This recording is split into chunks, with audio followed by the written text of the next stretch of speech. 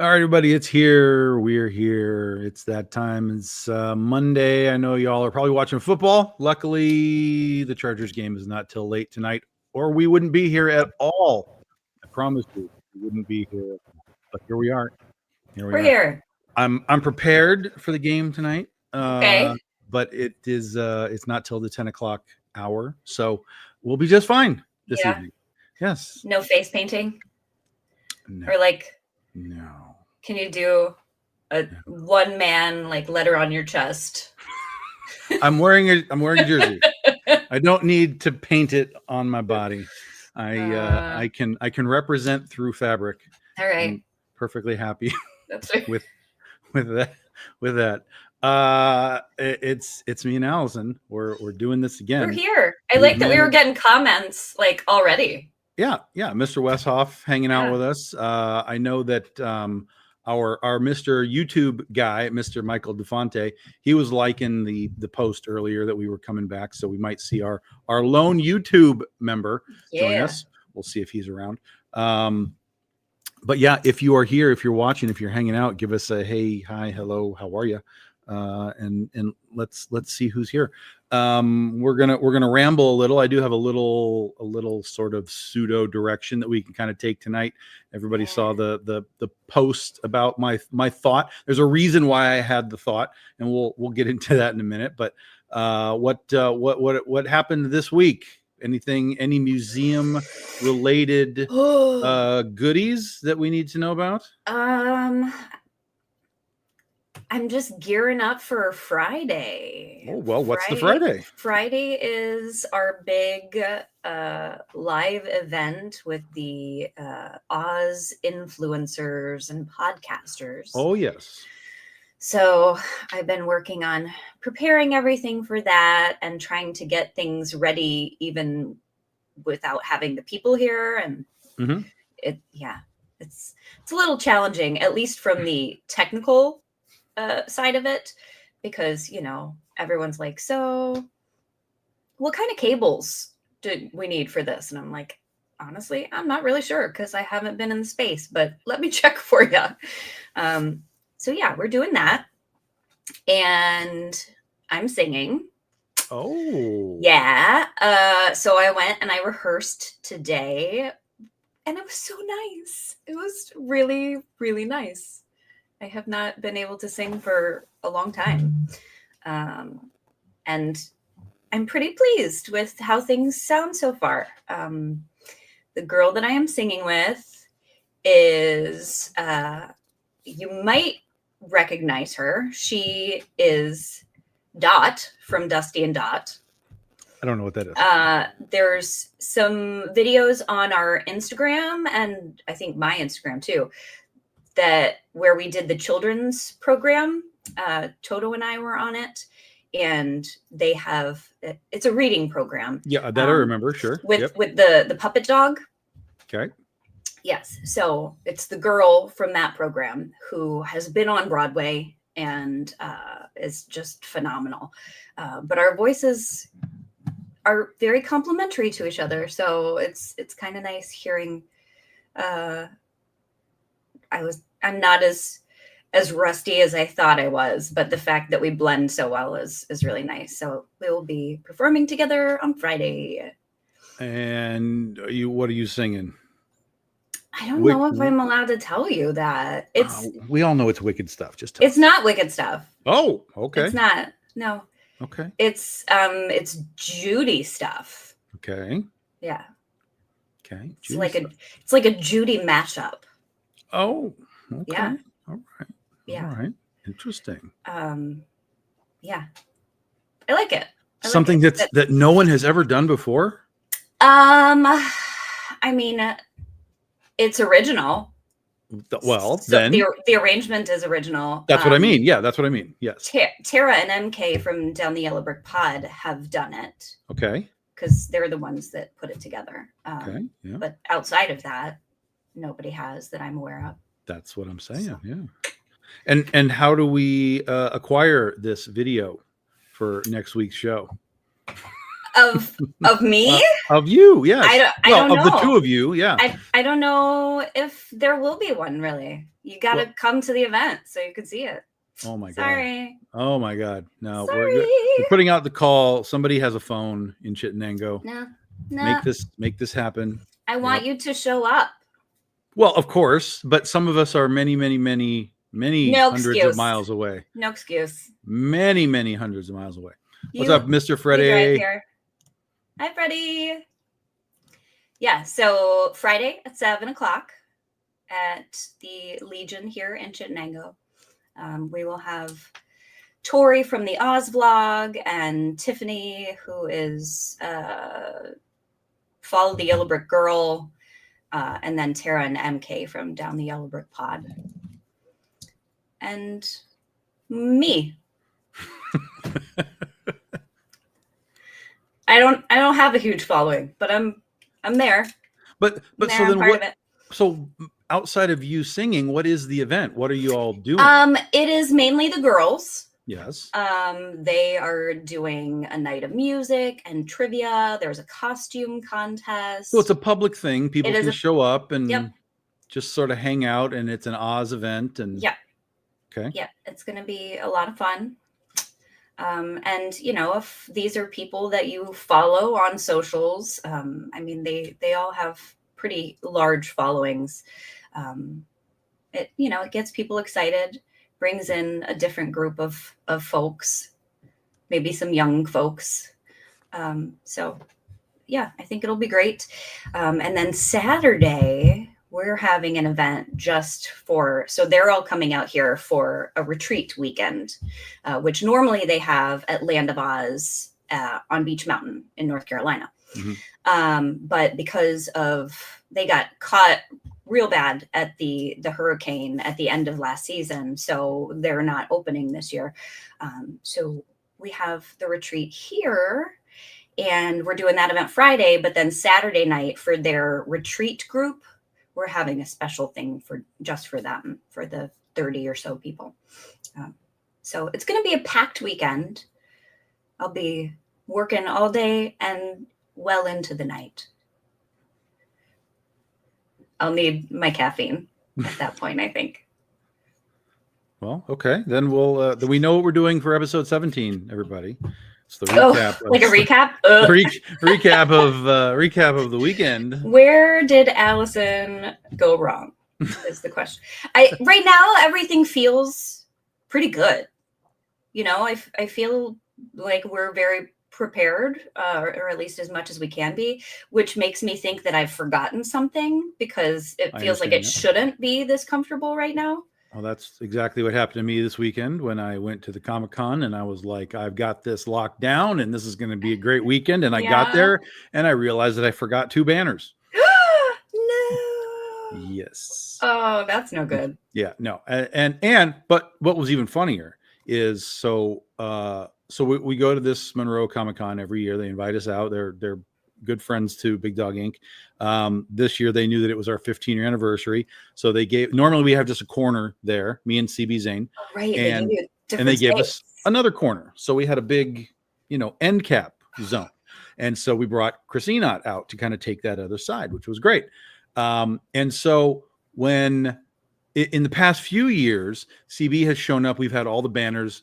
It's all been set up, and then he would bring his banner and clutter the whole place up. Just like, why is this over here? What are we doing? So when I got there and I realized that I didn't bring the 2 banners that I had, I said, oh, well, all that's going to mean is that Chris and CB are going to bring their banners, and we have space for them this year. And neither of them brought a banner. Oh, no. So it was just a weird, like, we had the 2 big ones. So people are walking up. They're like, who are you? Well, I mean, the 2 that we have still have the Big Dog logo on them, but it's not. I was missing the 2 really tall ones that sort of screamed Big Dogging. Yeah. But the other 2, it was fine, and we were in the same place that we were last year, so everybody kind of knew. Oh, that's where they are. But yeah, it was like I couldn't believe it. I set up the whole booth, and I was like, oh, this looks so freaking good. Let me go get the banners. And then I opened the back of the truck, and I was like, no, that did not happen. What did I do? It did not happen. But it happened. Okay. But end of the day, it was fine. It was all right. It was a decent show. It was okay. It felt a little slow this year. We can't figure out if it was slow just because, or if it was slow because they modified what they did at the show. Because in the past, on the outside of the building, where you'd come in, you'd get in line, you'd come in, they would have some odds and ends of things out there, like the 501st, right? Like the cosplay groups and stuff. Mm-hmm. Every now and then there might be like a Ghostbuster car or something where you can get your picture taken. Sure. Just some generalized outdoor stuff. And then like the food trucks. This year they had like a whole convention outside, but it was like mostly like craft style stuff. Okay. Kid friendly, family friendly, craft friendly. It wasn't like there was a whole bunch of comic book dealers outside or anything. It was just sort of that extra thing.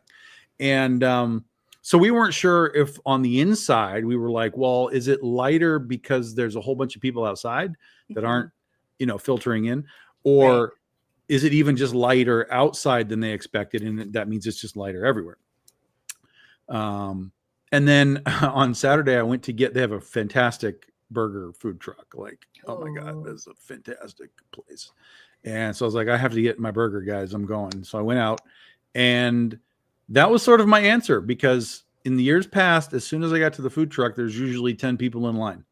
I went right to the front of the food truck. Like there was man. And so if nobody's at the food truck, yeah, it's just a lighter sort of event going on. It just, you can feel it. And so I came back in and I was like, yeah, I think it's just a lighter weekend. Now, what we did discover also was that there was up in Detroit, which is like 30 minutes from where we were, up in Detroit, there was actually a horror show that popped up. Okay. And the Detroit area people are all about their horror stuff. Like that's their jam. There's all kinds of horror stuff in Detroit area all year long. So we kind of had a feeling like some people ditched out. We're going over there to go do that. Yeah. And that was probably the likely culprit, at least one of the likely culprits to, kind of thinning the place down. But there was a whole bunch of like repeat people that like, well, some repeat people knew we were there. They came specifically, they brought their books. So we were signing their books, which was good. And then there were repeat people that actually hadn't been there for a while. So they were excited that we were there when they decided to come back. Like they hadn't been there for a couple of years. Right. So, they came up and they're like, oh, I'm so glad you're here because a couple of years ago, I got like one book and now I want to get more books. And I was like, that's what we're here for. That's how this is supposed to work. So, yes. So it was good. And then there were just new people like, oh, what is it? Tell me what it is. Tell me some stuff. Okay, good. We like the newbies too. That's right. Yeah. So it was good. It was awesome. It was nice. And it's just Detroit. So it was only like a couple hour drive. So no big deal. And I made my annual trek because I always stay in the same hotel. And right next door to my hotel is like a travel station, like a gas station and, market and whatever. But there's a restaurant in there I don't know if you've ever heard of it. When I told the other guys, they were like, "Oh yeah, I've heard of this." It's called Fazoli's. You ever heard of Yeah. Fazoli's? Okay, so it's basically like a fast food Italian place. Basically, it's like it's a restaurant. Like you can sit down and eat it, but Okay. it's not like you're going into even like a Olive Garden or something, right? It's just like It's like Italian Chipotle, it's better than Chipotle. where you like you can Better just than take it Chipotle. out. Hi, Chris. But yes, you pick it up, and I mean, like I said, there is a place you can eat there. You can take it with you. Okay. They will do it to go. But I've always gone there ever since I went there the first time. And so, but one of the key elements here is less the Italian food, which is decent for what it is. But they also have a Cheesecake Factory triple chocolate cheesecake as part of their dessert At Fazoli's. at Fazoli's. Okay. Yes. So I went there too many times. You- Indulging a little. Yes. That's all right. Yes. Because it's so good. It's so good. It's ridiculously good. And then so on the second, so the first night I went and I had just like chicken Alfredo or something. The second night, Nice. I went back and then I noticed on the menu that they had like a, I don't know, like a side order or something of Alfredo shrimp. Like, Okay. you know, add this to your meal for $3 or whatever. And I was like, I just want that. Can I get a whole order of that? And they were like, yeah, we can build that. So I had shrimp and cheesecake on the second night too. So, yeah. And then I discovered, and then as I ate shrimp Alfredo and chocolate cheesecake, I watched, I was flipping through the channels and Top Gun Maverick was on. Oh, I saw you post about Yeah. that. So I watched Maverick. I hadn't seen it in a while. All right, put Maverick on. There's literally no channels that are worth a damn in this hotel. So I'll watch Maverick. So I watched Maverick, ate my food. It was over. Got up to go on my computer for a minute just to see what was going on, do some things. And then I looked over to see what was coming next, just to see what the next movie was. And the screen went blank, and then I got the bong. I was like, oh, okay, so they must be doing like a marathon. So this will be like the first Top Gun. So, you know, they'll just do back to back. Like they played that one, and now this is the first one. Okay. And then I'm kind of watching it. I'm like, no, this looks wrong. Something's different. What do I not understand? And then it came up, Top Gun Maverick. And I'm like, they're playing it back to back, this movie. That's really weird, but I couldn't stop watching it. So I closed the computer and got back in bed and sat down and watched it again. Watched it back to back, straight back to back, with commercials, which drove me insane. Insane commercials. I can't do commercials anymore. But watched Top Gun Maverick back to back, and it was still fantastic. Like I had literally just seen it, and I'm like, I was back in again. I was like, oh my God, this is incredible. I don't know that I could have done a third time, but 2 times. I hope not. That's a little excessive. That is excessive for the same movie. Yeah, it's one thing to have like a marathon of films, but to watch the same one back to back. But it was surprisingly like, no, this works. Still is working. So hi, Judy. Judy is here. What's going on, Judy? Judy, did you happen to see our? I was gonna say. Dun dun dun. Back in the old days. Oh my gosh, that's the beginning, the very beginning of all this. The old days, yeah. So Top Gun, so that was fun, and then I went to bed because then it was like 2 a.m. So I was like, okay, yikes, I can be done now. I mean, I liked it. It's a good action flick, but I don't know. It felt so much like the first one. Sure. In many ways that I was like, why? No question. Why did we? No question it hit those beats. It also landed on all of the Star Wars beats with the trench run and, you know, all that. So no, 100%, 100%. But I think it's interesting that it was a nostalgia sort of trap. Oh, absolutely. But absolutely. Somehow it worked. I mean, it just worked. There's things that I kind of would be like, we could have fixed that. But overall, it was, like I said, I watched it twice and I was like, okay, that's fine. This movie's fine. I have no problem with this movie. But I think the funniest part is that it has no right to be as good as it is. Nothing that is called Top Gun 2, well, it's not called Top Gun 2, but a sequel to Top Gun should not be as good as it is. It just shouldn't be. So I don't know how they did it. I don't know. I was scrolling through movies this week because, we're getting into the air is a little more crisp and it's starting to be spooky season. But I don't do scary movies. So I was like, I feel like I need to watch something that's like a little bit fall kind of, I don't know. This will be interesting. Of the season, but not, spooky scary. Is this where you pull up Hocus Pocus? No, I did not. But as I'm scrolling through, the like thrillers, I keep going by all these like shark movies. Oh, geez. And I'm like, oh, I should ask Tom how many of these he has watched and if it's any good. Frighteningly, the answer would be probably too high. They all looked the same. Mm-hmm. Where were you scrolling? What were you on?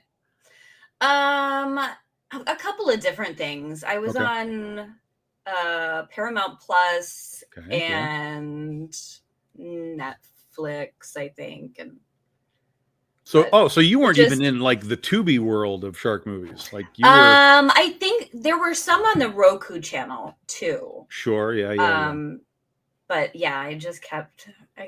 Kept scrolling. I kept giggling that different ones kept popping up, and then laughing about our shark movie time memories. Oh yeah.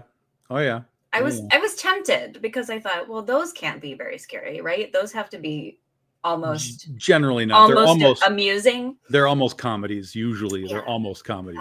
Yeah. So one night I ended up watching Witches of Eastwick, which was not at all what I thought it was going to be. I will not watch that again.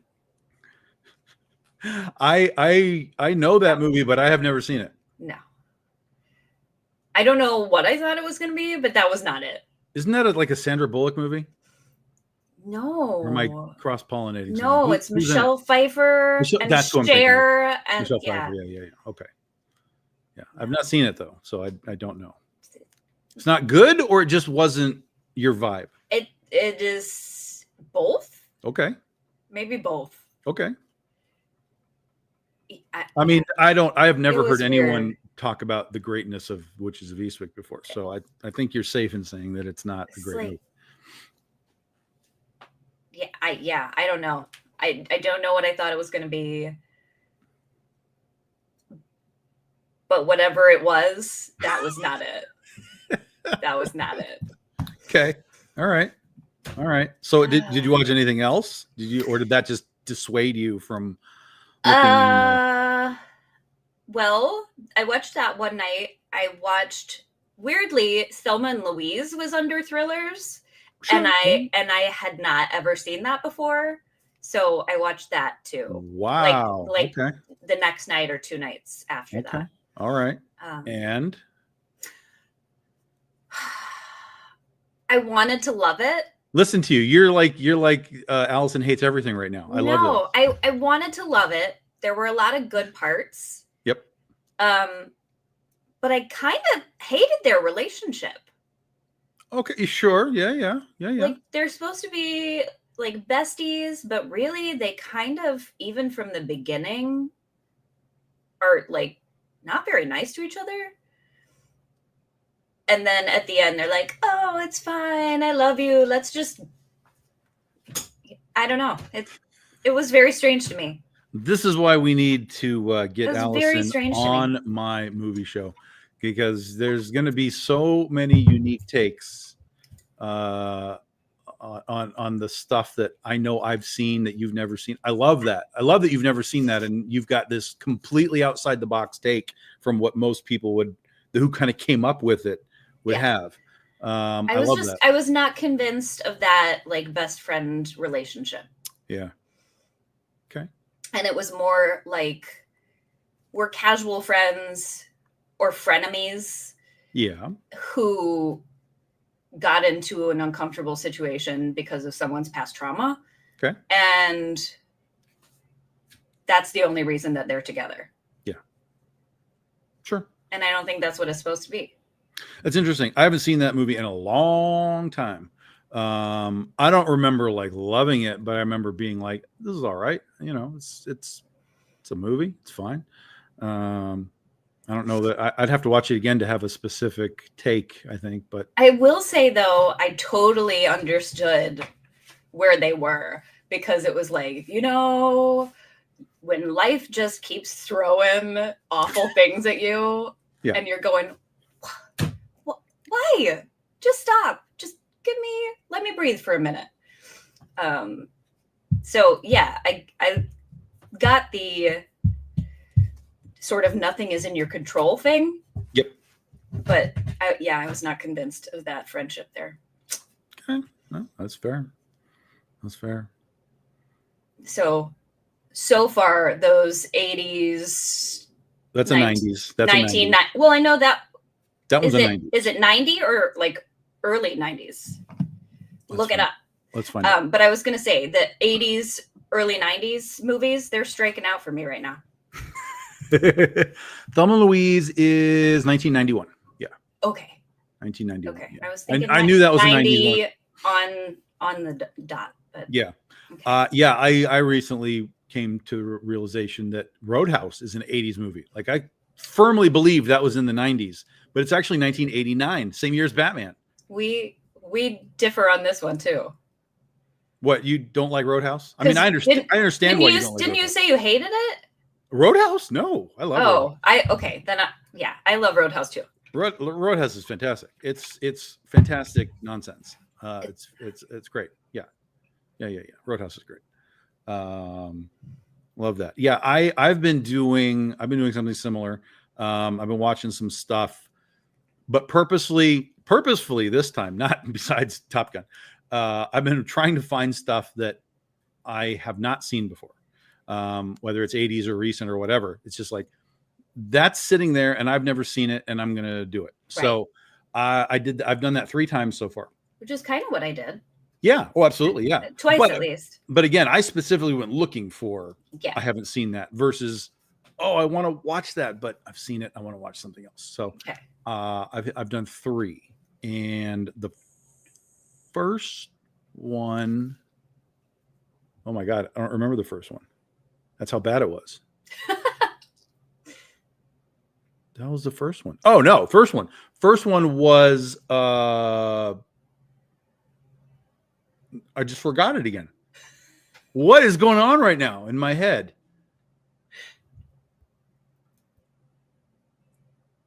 Oh, no, now I know why. The first one was not one I hadn't seen before. It was one that I was revisiting. It was Halloween 3.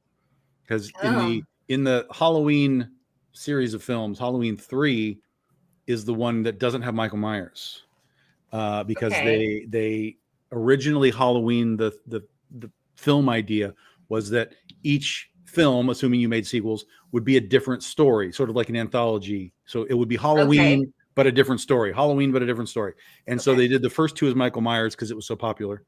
Then they did the third one. They went back to that original idea and they just completely changed the whole thing. And it failed because everybody wanted more Michael Myers, and then they went back to Michael. So, but in hindsight, a lot of people have watched this movie going, this is just a good 80s horror movie. Like just block everything else out, watch this movie. And it just is like as a standalone. Yeah. Just as a standalone thing, which is what it's supposed to be. It just happened to be under this banner. And if they had produced it as something other than Halloween, it might've been successful, but they didn't. And it tanked. Right. But I've only seen it a few times in my life. And even watching it again, I didn't remember any of it really. And so it was almost like I had seen it for the first time. But when I got done with it, I was like, I'm going to go talk to Malik Akkad and be like, how do I make a sequel out of this in comics? Like, give me the license for this. I want to make more of whatever this is. Aren't there like 7 movies or something? There are 6, 7, 8. There are 8 in the Okay. original timeline, including volume 3 or part 3. So Okay. really 7 without part 3. But in that original, there's the 8. Then it was rebooted by Rob Zombie. There are 2 of those. Wow. Those are thumbs down. Okay. And then there is the modern reboot that just happened where there are those 3 modern reboots, which are also all thumbs down. They're bad. Yikes. So technically there are 8, 10, 13 Michael Myers films. That's insane. Yeah. And it's funny because it's like a choose your own adventure for how you want to follow them. Because the 2 reboots, the Rob Zombie stuff, that's just its own thing. But they rebooted within the original 8, and then they retconned it out again with the following 3. So depending on how you want to watch these movies, it's like a choose your own adventure. It's really bizarre. It's really bizarre. Anyway, the Halloween 3 was interesting to watch. I really actually liked it. There was a lot of concepts that I liked that was really weird, and I want to make more of it. The second one that I watched was The Fog, the original The 80s. old one? Yeah, the original Okay. 80s, The Fog. I had never seen it. I've never seen the remake either. So I knew what it was, but I've just never seen it. It's just one of those 80s movies I never saw. So I'm like, give me The Fog. It was... No. There's a lot of 80s stuff. Like you were just saying, right? There's a lot of this stuff when you go back, it doesn't land. There's a lot of 80s stuff that has really good sort of high concepts, but they didn't have enough budget or time to really execute it. Yeah. And I thought that The Fog was like that. Okay. Like I liked it. I was like, I like this concept. I like this idea of these like pirates that died and their ghosts are coming through the fog and they're looking for their gold and like right. That's all good. Like, give me that. But it was all so weirdly low budget. This was a John Carpenter movie, for God's sakes. Yeah. And this was well after Halloween, so he should be getting budget. Give the man some money.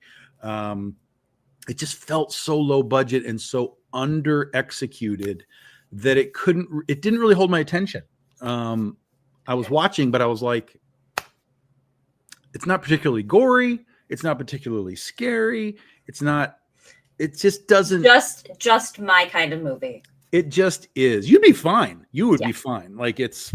I can't remember if I know I have seen the newer one. Why? Yeah. I don't know. Because again, don't like scary. Yeah. But now I feel like I've seen the old one. I don't know. Well, I have now. And you know, I thought it was okay. Like I wouldn't tear it down, but I just feel like it was under executed. That's all I could say. It was okay. You know, good 80s cast. Like you watch them, you're like, I know who all these people are. It's very typical 80s cast. But especially in the horror realm. So, you know, it was okay. I was happy that I got to see it, but you know, that's that. There is a third one that I hadn't seen. That's why I was getting screwed up. Okay. The other one, so there's 2 more that I haven't seen. We'll go quickly, guys, and then we're going to take you into the Oz part of this conversation. The other one that I hadn't seen was more recent. It was House of Wax. It was from 2011 or the new one. Okay. 2011 or whatever, the Paris Hilton one. Again, I never saw it. It was always one that I would hear people talk about. Oh, House of Wax, this is a cool movie. I'm like, is it really? Are you sure it's a cool movie? And then I went to like try and find the Blu-ray one time, and it was kind of hard to find. I was like, oh, maybe this is legitimately like one of these true cult classic things. Let me see this. And then it ended up being on like a channel somewhere. And I said, okay, give it to me. Wow, is this bad? Wow. Wow. So bad. Just nothing. It's a nothing. The only cool part of the whole thing was the ending, because there is literally a house of wax. Like it's a wax museum, but the house is wax. The whole building is made out of wax. Yeah. So this is the only cool part, is at the end, they get fires lit in the building and the whole building just starts to melt away, you know, and they have to get out of this melting house, which that was cool. There was some cool stuff going on, but the rest of it was terrible. Paris Hilton dies. Spoiler alert. That was a horrible sequence, like so bad, just so bad. or as she would say, not hot, and just crap. It's just bad.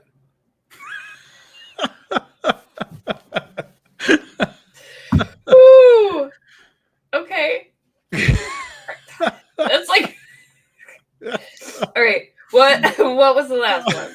The last one was, and this is where everybody came for me. They weren't concerned about The Fog. They weren't concerned about House of Wax, but they all came for me when I told them that Fright Night is a thumbs down. And everybody came for me. Oh my God, it's a classic. This is one of the best vampire, blah, blah, blah. I said, no, y'all are remembering this movie kind of campy? wrong. It is very campy. Yeah, but it's not. And this is, again, we come back to the execution, right? It's not really scary. It's pseudo gory. There's some makeup and, some stuff, pseudo gory, but not over the top. Not scary, not campy. It's just, The only thing that I liked out of it was Roddy McDowell is in it, who's a great actor. Yeah. He played a part that was really interesting that I thought he played great. So basically, he played a part of, like in the 70s, 60s and 70s, there was these Hammer horror movies with like Peter Cushing and oh my gosh, can't think of the other dude. But Peter Cushing would play like vampire hunter stuff, like Van Helsing and things like that. Yeah. So in Fright Night, Roddy McDowell played essentially a Peter Cushing part as if he was an actor from those movies. Okay. Right. Yeah. And then he was doing like a TV show, sort of like Elvira, to introduce these movies, but he was an actor in the movies. Right. Sure. And so he then got dragged into this vampire story, thinking that it was just some sort of like an acting thing, like, fine, I'll come pretend I kill a vampire or whatever. And then it ends up being real vampires, and he's freaking out. And he was really good. It was fantastic. Christopher Lee. Yeah, that's the other guy I was looking for. So he was great. But every other character in the movie is terrible. Awful, just awful. The pacing is terrible. It's too slow. Amanda Burse is in it. People get all into her about Amanda Burse when she becomes a vampire, like she's the hot vampire. I'm like, well, I don't know what you're watching, guys. It was bad, and they all came for me. There was a thread of people like, no. And then what was interesting though is Brian Peterson, one of our artists. He's a big horror guy. He was like, think about the 80s and backwards, and tell me the best horror movies. It has to be top 5, or not horror movies, but vampire movies. It has to be a top 5 vampire movie in all of that space. And I said, if that's the case, that's terrible, because this is a really bad movie. None of you are remembering this movie. It's really bad. But at its moment in time, he's not wrong. Lost Boys, Fright Night, and Near Dark are all sort of the 80s standards for vampire movies. I have yet to see Near Dark, but I want to see it. Hear me out. Has John Paxton in it, Hear me out. Yes. Once Bitten. Once Bitten. Okay, there you go. If you want to say that's a good movie, okay. You can say it's a good movie. If you want to say that's a good movie, I'll bring that. I'll bring that up to Brian, and we'll get his. He'll get his. Yeah. But yeah, so I was like, I understand its moment in time. It's a very good argument. Its moment in time, it was something different. It was something pushing the vampire genre out of the 60s and 70s into the 80s. So I get it. That made sense. I accept the premise. But as I told him, like, in hindsight, you got to take your rose-colored glasses off, because that's not a good movie in any sort of way, other than your nostalgia connection, which I also understand the nostalgia connections. I have connections like that. So, and then he came back. He was like, "Yeah, you're right. I mean, it's all nostalgia. I totally understand what you're getting at." Yeah. But yeah. So that was those were my 3 never befores. And similarly to you, it's kind of like, I don't know if I want to keep going down this path, because I feel like I have chosen correctly in dodging what I've dodged. Last night, I did decide no new ones for the moment. Wow. So I watched Tucker and Dale versus Evil, which just is funny. So then do you like Shaun of the Dead? You ever see Shaun I of the Dead? love Shaun of the Dead. Okay, interesting. See, this is That's where I want to that's a- find this path for you. That's a must watch Okay. for spooky season. Yes, Okay. absolutely. Pretty much that entire like series of films. See, that's interesting because there's some gore and stuff going on in that. But does the comedy then pave over that stuff for you? I feel like it's mostly comedy. It is. It is. Yeah. Yeah. So those are okay because it's mostly comedy. Okay. And the gore is you know. It's not over the top. It's not campy gore necessarily. But there's something more humorous about it. You're like, oh, well, this would never happen. Okay. Yeah, well, okay. I know, but other stuff, then your brain starts going and you're like, what if there were zombies? Okay.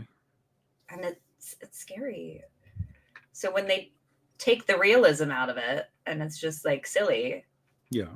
Yeah. Okay. All right.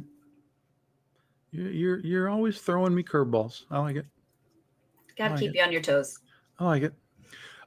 So that's going to bring us kind of to that point that I made at the beginning here today. I was in one of my horror groups on Facebook, and they always post stuff like, okay, here's like 9 movies, pick 3 and the rest go away and that kind of stuff. And they're all just, random horror movies. And one of the times that they put one of these things up, among the 9 movies was The Wizard of Oz. And I posted in there and I was like, I don't think you did this right because you got The Wizard of Oz in there. And that is clearly not a horror movie. And people came for me in that thread. They were like, are you kidding me? That is one of the most terrifying movies ever made. And I'm like, I feel like you're just here to argue because that can't be a real comment. I understand that there are scary things in it. The flying monkeys, the witch can freak people out. Like there's weird stuff in The Wizard of Oz, but to call it a horror movie, I think is completely false. Yes. And I'm just curious as to your take on somebody calling it a horror movie, and what does the chat think of this? Is it even remotely? Let's go, chat. Is it even remotely close to a horror movie for you? Is there a piece of it that is horrific for you that it just makes it like, oh, that's the moment I don't like it? Like, tell me your thoughts on the Wizard. And we're talking about the original Wizard of Oz here, not any of the other sort of things. It was the original Wizard of Oz that multiple people told me in that thread. Wizard of Oz is one of the scariest movies they've ever seen. Completely disagree. That's good. Vehemently. Good. Disagree. Okay. Like I said, I am a scaredy cat.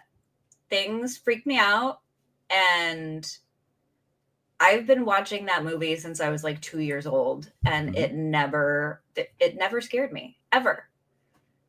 But if we're going to call that a horror movie, then Snow White and Beauty and the Beast and all of the other fairy tales have to be horror movies because it's pretty much the exact same. You have your one character that comes through and is like mean and threatening.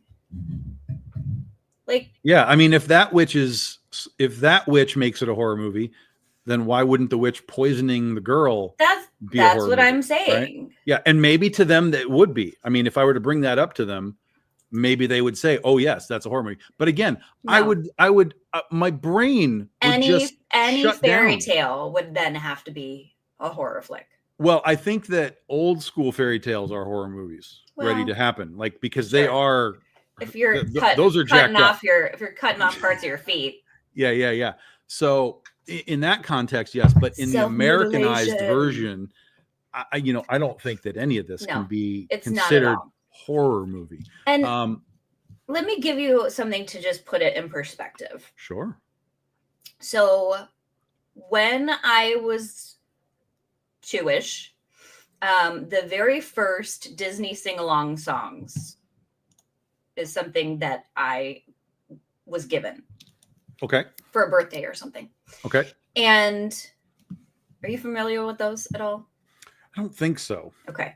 I mean, I kind of have a gist of it, but it's basically like karaoke. Okay. Kind of. Okay. It has like bouncing mouse head or something. Okay. So one of the songs that was on that was the original Pirates of the Caribbean ride with all the old animatronic stuff. The Yo Ho Yo Ho, Pirates Life for Me, that song. That I would run and hide behind the chair. And it was legitimately the only time my mother has ever sent a strongly worded letter to anyone. But it was the raping and pillaging and all of that that I was horrified by. Okay. Wicked Witch and Flying Monkeys never bothered me. So if we're going to go horror stuff, no on Wizard of Oz, yes on Pirates of the Caribbean. That was so much scarier. It was so much scarier. No. Yes. No. So much scarier. So the Caribbean cannot be a horror movie. Cannot be. Stop. I'm not saying it. I'm not saying it is, but I'm saying that would be more closely related to. What's happening right now? What's happening to the world? And if we're going by book, it's even less scary. By book? Oh, the Wizard of Oz book? Okay. Yeah. Well, I think for sure there's a visceral element to the Wizard of Oz with the witch and with the monkeys, particularly the scene where they're, tearing the scarecrow apart. Like the haunted forest scene is the only scene for me in the Wizard of Oz when I watched it as a kid that I was like, yo, what is going on? Like the witch never really scared me. I don't know why, but it just never did. Right, me either. But the flying monkeys when they're just like hopping around and flying, it's like, yeah, okay. But then when they come in and they're like doing some damage, that kind of was like, okay, what am I watching? This is and the humor didn't offset that for you? The humor of that scene? There's humor in the scene? What? Yes. What's the humor in the scene? Like the scarecrow, and he's all pulled apart. And they're like, I love how now you're like disembodied things. That's funny. They're like, that's you all over. Yeah. Come on. Yeah. Well, but that was puns. But that was after so they had done it and left. Know, in the moment of like watching it happen, you're kind of like, I don't know. Whoa. Then yes, it does sort of change tone, and you're like, you're doing that. I get it. I think that was probably really well done, actually, to kind of take people that might have been tripping on that kind of right back into, oh, but don't worry, this is a fairy tale. Like we're gonna straighten this out. So I would give them credit for that, to kind of really, put it back. Yeah. No, but that's the only not a horror flick. It is a musical, even though there are only a few songs.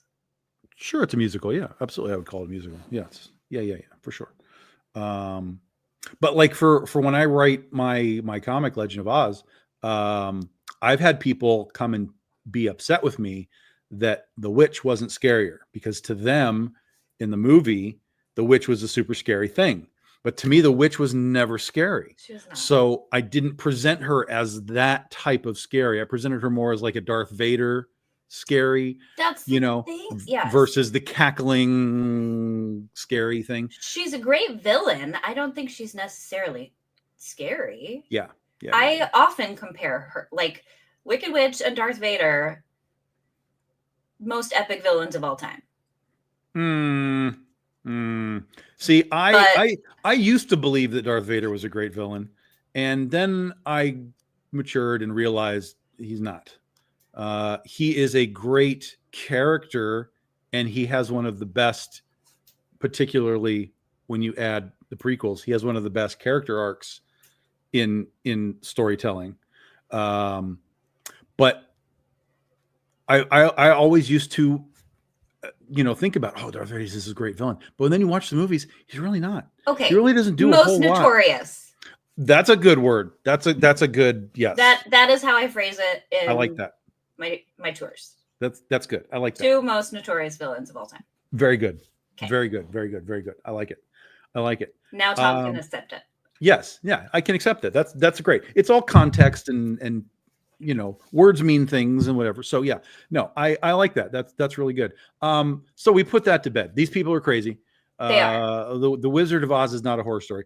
There are, of course, have been adaptions that are a little more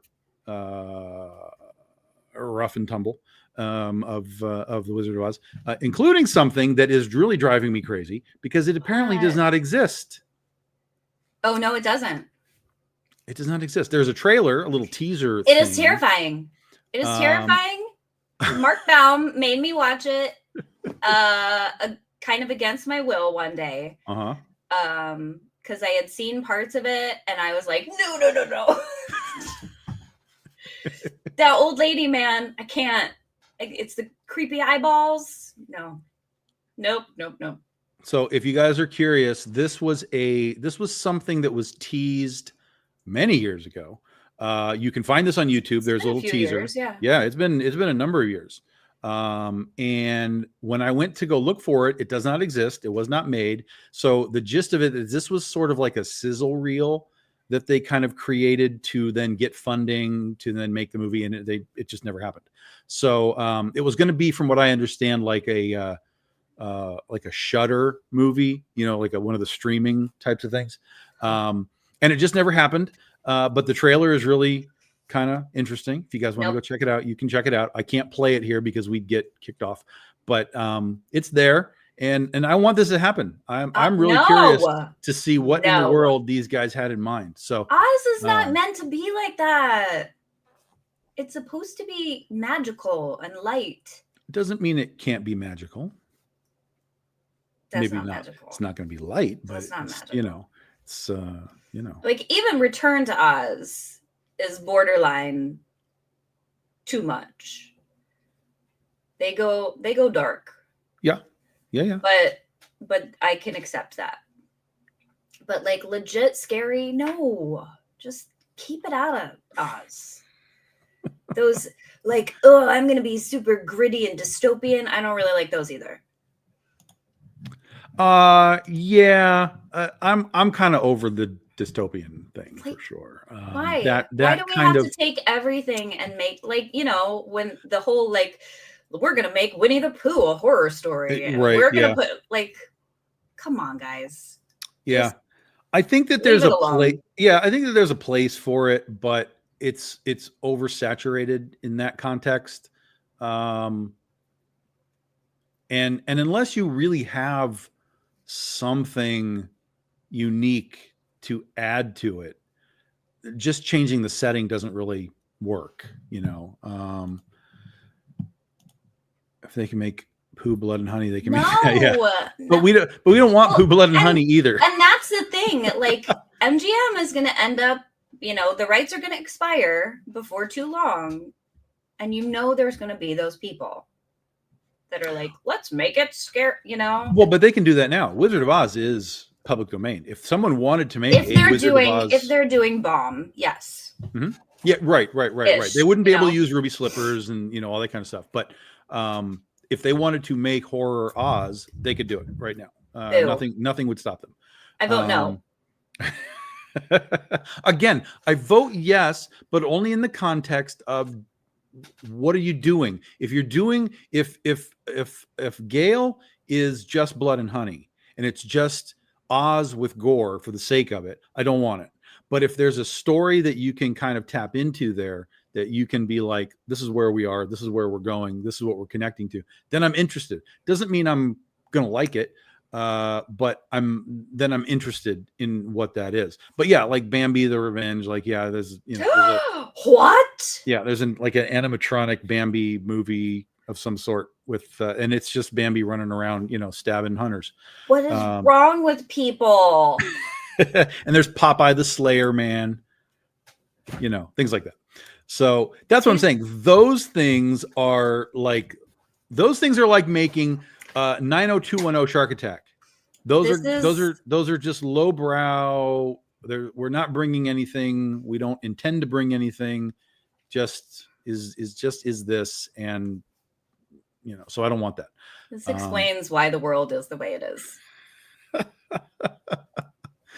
Yeah, there's some wild stuff. We're settling for garbage. Well, I don't think it's that we're settling for garbage now. I think it's that the world requires it because there's so much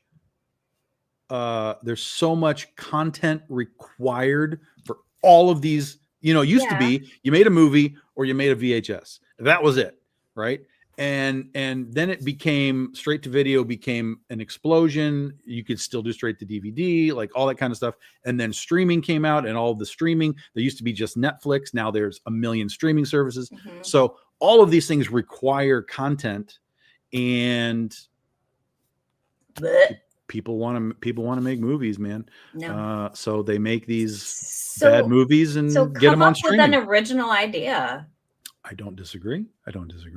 But it's a similar thing that we talk about in comics, right? Where when you make a new idea, like just completely new, that's a lot harder sell than if you can attach it to an understood IP of some kind. And also, let me be clear, I have no problem with people using public domain for however they want to use it. But again, it comes back to how many times are we just going to recycle something, make a fairy tale a horror thing. I've gotten in trouble on podcasts sometimes because people have had these things that I didn't know about.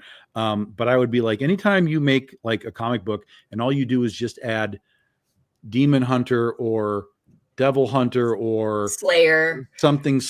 Yeah. Anytime you just do that, if that's all that there is, I'm really not interested. And then there would be people that on the panel would be like, well, I did that with my book. And I'm like, oh, well, sorry. I mean, prove me wrong. But it's that's again, it's easy. And I understand why it's happening. But, I would want you, again, just like Gail, just like that horror movie, show me you're going somewhere with it that isn't just the most lowest level possible. And then maybe we can have a conversation. I am going to start my own thing, and it's going to be Dorothy Gale Vampire Slayer. I think it would be great. There's no vampires in Oz. We talked about this too. That I was going to make that. There's no vampires in Oz. But maybe they call them something different. See, if we're not careful, we're going to actually figure this out. I know. That's what you and I do. We just figure it out. Yeah. Also, I feel like I can come up with a really good cosplay for that. So we just sat here and took 20 minutes of saying, don't do this. That I know. And then Allison's response is, I'm going to go ahead and do this. No, because then I can wear leather pants. It's not going to be scary. It's not going to be scary. So Dorothy Gale, Vampire Hunter, is not going to be scary. No. So explain to me. It's going to be like Buffy. It'll be witty and thought-provoking, and I'm unconvinced. Your face. I'm unconvinced so far. Yeah. It's not going to be scary. It's not going to be super dark. Remember, like I said, you got to have the humor in there. Yes. And it has to parallel your life journey in a way too. Like, ooh, this is like slaying my inner demons. Yada yada. But you didn't say demon hunter, you said vampire. No, I know. Well, vampires are demons. But there's no I'm gonna slay my inner vampire. You can't slay your inner vampire. Or did we just make I'm something else ready. up right I'm now? so ready for this. Dorothy Gale, inner vampire. Like Yeah. we're going down a weird. This is a weird path. Weird path. Thomas. Thank you, Tom. Thomas approves. Thomas approves. He knows what's up. Oh God.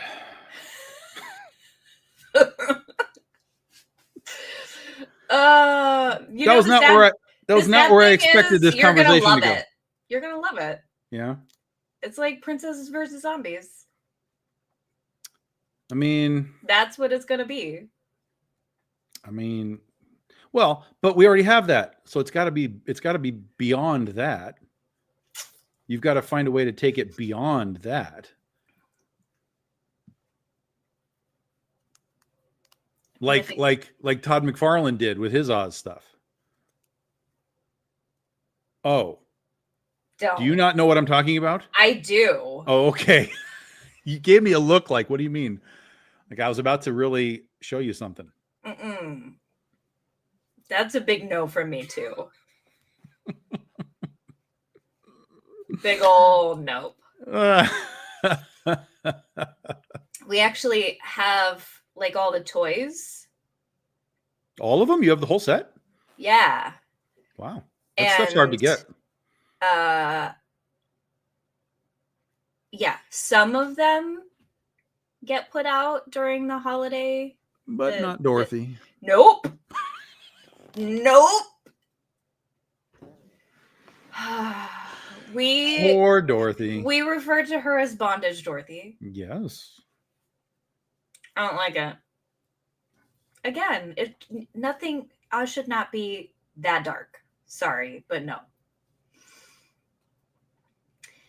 If anyone doesn't know what we're talking about,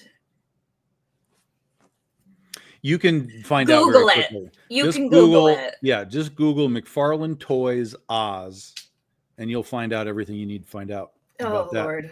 No, thank you. Do I get credit? I want credit from you. For knowing it? No. Oh. For not owning it. Oh. Sure? Do I get any bonus credit for not owning Bondage Dorothy? Do you really want a pat on the back for that? Like,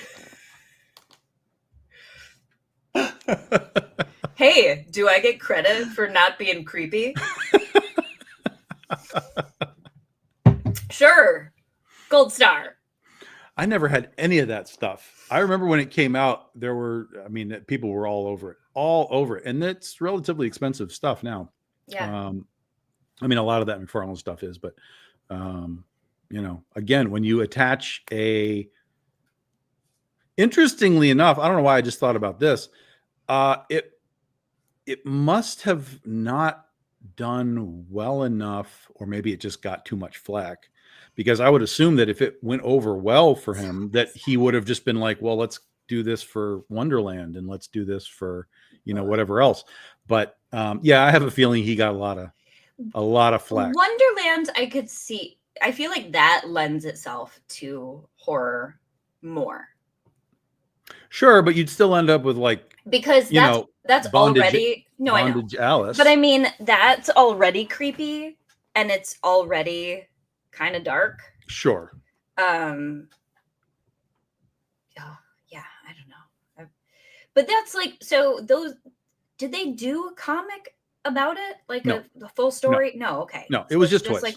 It was just a set of But they're supposed to be part of the Spawn universe. No. They're just stuff. Okay. It's like when he did the knockoff Cenobites from Hellraiser, right? Because he couldn't get the Hellraiser license, so he just made his own Cenobite people, his own Pinhead people. He was looking to get these horror licenses, which eventually he did, and he did his Movie Maniacs line where he did legitimate licensed things like The Crow and Michael Myers and Ash from Army of Darkness, things like that. But earlier on, he couldn't get these licenses, and since Oz is public domain, obviously he could do it. So he did that. Like he did like Lady Bathory and just stuff that he could do, and then he got the real licenses to do stuff later on. Big ol' yuck. That's what I have to say about that. Oz should not be horror. Not legitimate horror. It was a wild take. It was a wild take. Not only wild, but kind of dirty. Oh, for sure. Yeah, of course. Of course. Yeah. No. Of course it was. Yeah. I agree with you. And there's something, okay, so that's another thing that really bothers me. Is when you do like sexy versions of these characters. Mm-hmm. Because Dorothy is like an 8-year-old girl. Ew. Just quit it. Yeah, but when they do that stuff, they just make quit it. But what I'm saying is those characters are aged up. Yeah, like I know. When you do the Zenoscope character, she's clearly like 20 odd years old. And when you do like stories about like these characters hooking up and stuff, I'm like, oh, come on. Yeah, again, granted, I think I've seen it done where it's okay. Because I think in like Emerald City, it was supposed to be like this scarecrow type character, but they were meeting each other for the first time, right? I don't remember that very well. I don't either. But when it's stuff like, hey, little girl, like, I remember you from when, no. Yeah, no, I know where you're at. I see where you're at. Yeah. I never finished Emerald City. I don't think I got past like episode 2 or 3. That's the thing. I didn't watch very much of it because I didn't have internet or cable for many years. So I don't know how I watched the first 2. I don't either. Must have visited somebody. I don't know. But then didn't get to finish the series. Yeah, and it was only like 8 episodes. Yeah, it wasn't long. So it's not even like, I have to look and see, because I'm curious to watch it again now through a different sort of, and be able to just binge right through it. Like, I'm really curious to see it. But yeah, the first 2 episodes just didn't do it for me. I was like, yeah, this is and I'm not really a Game of Thrones person either, and it was very Game of Thrones to me. So I just was like, nothing of this is connecting. A lot of the visuals were cool, costuming and stuff, but the designs weren't there, and it just didn't land for me. So meh. Well, when you go back and you watch it, let us know. We'll talk about it. We'll get your take on it. Yeah. Well, I would hope you get to watch it too. Then we could double take on it. Yeah. So the very long moral of the story is Oz is not a horror film. The Wizard of Oz is not a horror film. That is the end. That's correct. I don't think that there's really anything else to go by other than that. I think that there is a right answer to that, and that's it. Again, I think that people do latch on to some of the scary stuff, and if there's a scary thing in something, people will often call it a horror movie because they are scared of it. I mean, isn't it G-rated? Wizard of Oz? Yeah, I would assume. Yeah. Can you have a G-rated horror film? Well, ratings are a lot based on like swearing and violence and nudity and all that kind of stuff. So, and gore. Yeah. Well, violence. Yeah.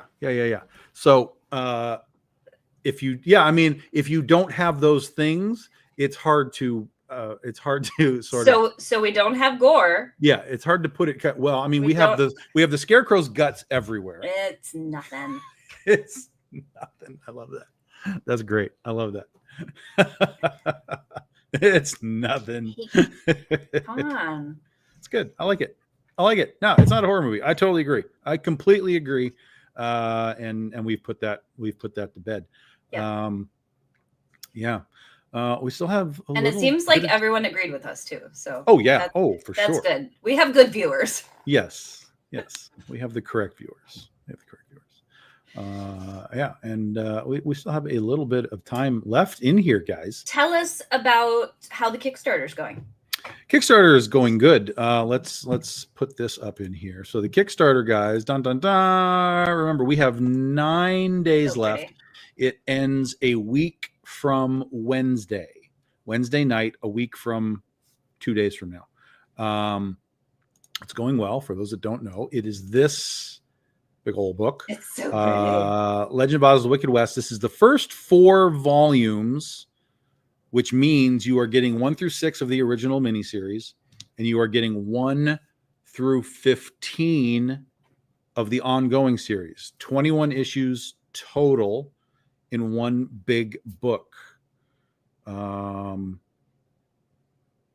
You'll also get cover galleries and design stuff and whatever else we can find to kind of throw in there and fill it out with some bonus material. Brand new cover by Nia Ruffino right there on the front. We have unlocked a spot gloss for the cover, so the logo will be glossy. All the little flowers and stuff on it, those will be glossy. We've also unlocked, you can see the pages at the top are in red. We've unlocked the gilt edging, so that'll be red edges all the way around the book. We're currently at $15,500, which means if we can get another $1,500, we will unlock the Bunley Young Chibi magnet. So we should have no problem reaching that by Wednesday. No. Another $1,500. So that'll just be a freebie thing to get added into your stuff. There is a dust jacket. That is correct. We are only doing 100 of those dust jackets, guys. Yeah. So if you want the dust jacket is, I don't know if I have it in here. Do I have it posted in here? No. You had it last week. I think I was just scrolling through the campaign. Okay. Yeah. So the dust jacket is the same image that you have here, but none of the logos. Okay. And it's done in a sepia tone, like an old tintype photograph, from the Old West. Those will be limited to 100 of those dust jackets, and you can still get them. There are still some there. So grab a dust jacket if you want it. So it's a hardcover right there, hardcover with the dust jacket. Okay. Or if price is an issue, we understand there's also a cheaper trade paperback edition of the thing. And this, for those that don't know what an omnibus is, I mean, I know you're seeing that image, but we'll show you here, like, for real. So this is basically an omnibus. This is what ours are going to look like. It's about 500 pages. Big. This is what a dust jacket is. If you don't know what a dust jacket is, it's that. This is dumb because it's the same image underneath. That's lame dust jacket, by the way, everybody. Ours has the same image, but it's a different presentation. But that's an omnibus. So it's a really big, nice book. It's not one of those gigantic, like 1,000-page Marvel and DC ones. Those to me are cool, but they're a little unwieldy to be trying to read and, sitting in your lap and trying to have a 1,000-page book. Like, that's not going to work. So when I saw what these guys did, I was like, that's it. That's what we're going to do. We're going to do that size of a book, 500 pages. And we're good to go. And then that's going to lead us into next year, January, which is the 15-year anniversary of the series. Yeah. The book will be back in 2026. The road returns in January. We'll be doing Oz stuff all year long. A new volume focusing on General Ginger. There'll be other stuff, of course, as well, but it'll be kind of a focus on Ginger throughout the year. And then we have the BD 16 anthology will be all Oz characters next year, including the return of the Glass Cat, who will be getting his own solo story. A first time ever character in the Wicked West universe, Overman Anu, and the Invisible Bears of Vo. And then we'll have one more character, which still has yet to be determined. A mystery character that has yet to be determined. We'll have 3 10-page stories in that Oz anthology. So that'll be fun. And that'll be happening around March. So January and then March and then into the rest of the year with the other stuff that we've got planned. So. Yeah. Oh, and then in October, the BD 15 anthology is happening, but we also have with it the BD Index, the BD Who's Who book. So all of the pages look like this. You get a nice big picture of the character, plus a little breakdown of, who they are and what they do and, their story and all of that. So Cowardly Lion. Yep. I love that. Cowardly Lion is in this. Beauregard is in this. Allison is in this. Trying to think of who the other characters might be. That might be the only Oz characters in this first volume. So it's all of our characters, guys. We're taking all of our characters in strict alphabetical order. So it starts at 9 Volt. It ends with Critter.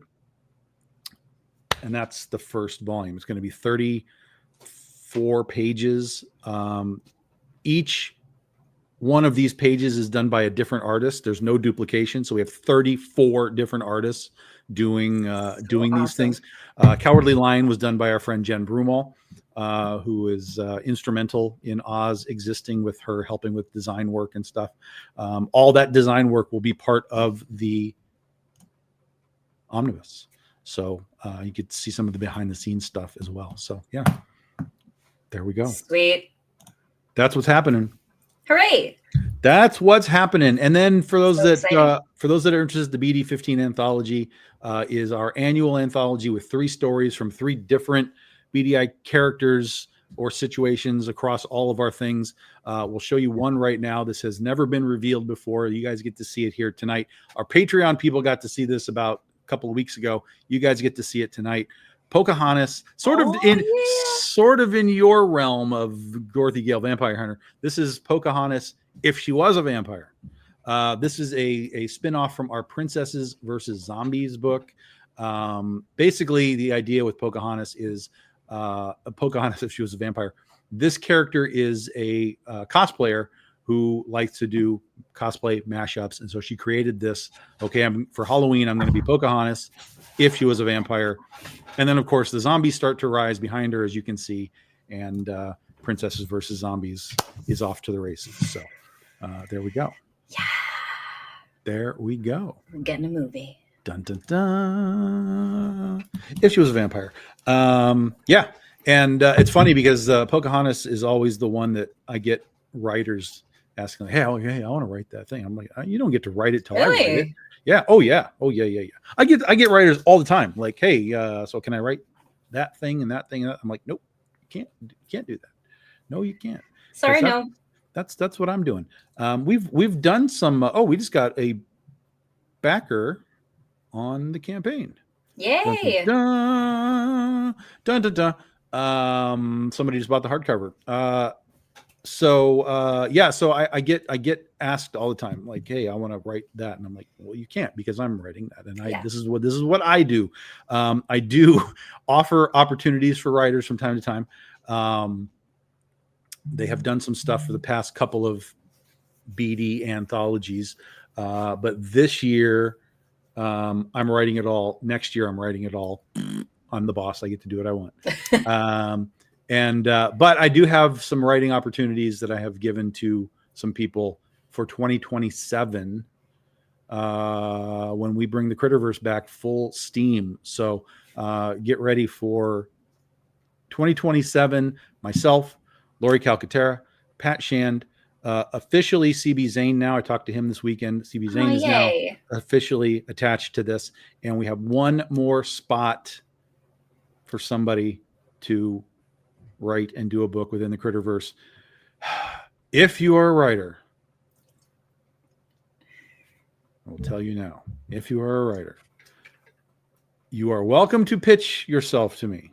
However, this particular story has specific elements that are required. So you're going to have some sort of understanding in the general sense. I can obviously help you through what our specifics are, but in the general sense of time travel, parallel dimensions, et cetera, et cetera, et cetera. So if that's not your bag, don't come up here and tell me you want to write something, that's in your head. That's not going to work. I have a very specific story that I need. Yep. I will give you sort of the story points. You get to do the script and flesh it all out. So, that's where we are with that. But that'll be 2027. We'll be working on this all next year as we do our Oz stuff, so that we're ready for 2027 to bring the Critterverse to life. Yes. Lots of stuff ahead. Oh my God. So much stuff ahead. including, assuming everything goes well and properly, including the shark book. Oh man. It's Only an Island, if you look at it from the water, will be our first ever graphic novel release. So in other words, instead of releasing it by single issues and then collecting it later, Mhm. we're just doing a 100-page book and releasing it in one big 100-page book. Okay. And that'll be in June of next year. Again, assuming everything goes as planned. That'll be June next year, which will then allow us to have the book for 2027. When we're out in the cons, I can go down and do Shark Con in Florida and bring the book with us. So, yes. You're doing this just so you can go to Shark Con. Well, I can go to Shark Con without a book. You wanted to go, and you're like, well, now I have an excuse. Actually, it was in fairness, it was the opposite. I made a shark book, and I said, oh, I have a shark book. And then I said to myself, I wonder if there's a shark convention. Kind of just joking. I wonder if there's a shark convention. There's got to be a shark convention, right? And then I put in shark convention. And I mean, there's a whole week for them, so there's got to be a convention. Well, and that's the thing. Shark Con is done by Discovery Channel. Okay. It is run by them. So it's a really interesting event from what I've seen. But they have had, and that was my concern. It was like, well, maybe they don't want a book about sharks eating people, because there's a lot of conservation stuff there, and that kind of thing. But as I did more research, I found that there are people that did sort of, horror types of things. They had a lot of Jaws connections. They've had Jaws actors down there. So I think we'll be okay. I think we'll be okay. Shouldn't be a problem. So yeah, so Shark Con 2027 is the goal, people.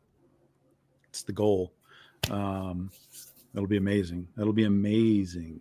And same thing, we're going to do like a hardcover, limited edition hardcover, and then a trade paperback, and all that kind of stuff. We're going to need a bigger book. See, this is why we have nice. This is why we keep Freddie around. Well played, Freddie. Yeah, boy. All right. So, anything else, my dear, before we let these people go on about their business today? Oh, I don't know. But you're talking about the shark convention, and I'm thinking we need more Oz conventions, and we'll have to take our show on the road. I mean, it's not a terrible idea. A lot of them are kind of shutting down. Yeah. Which is crazy. Yeah. Especially with Oz being so in the news now. Yeah, I mean it's kind of blown up. It's having a bit of a resurgence, and you would think that now would be the time to really lean into those, but I mean, the same thing is happening with Godzilla right now. Like kaiju stuff is just everywhere, and Toho is like, "Go, baby, let's lean into this." But yeah, I mean, MGM. I mean, they're doing the thing at the Sphere, but that's like a really minuscule sort of like push into pop culture. I don't know. I don't know why. I just mean for the conventions, like the Judy Garland convention is not going to keep going, and yeah, I don't know. Well, but even like Comic-Cons and stuff, I don't see Oz guests, anywhere. Well. You know what I mean? There's got to be people from Oz Great and Powerful. There's got to be people from. They don't want anybody from Oz the Great and Powerful. Yes, they do. Yes, they do. Because the general public would dig on it. There's plenty of wackadoo actors at these things that people go goo over. But they could get stuff from Return to Oz, I'm sure. Stuff from Tin Man, I'm sure. I'm sure these people are. Tin Man, I would think would be pretty easy. Emerald City, I would think that, like Vincent D'Onofrio goes to conventions all the time. Sure.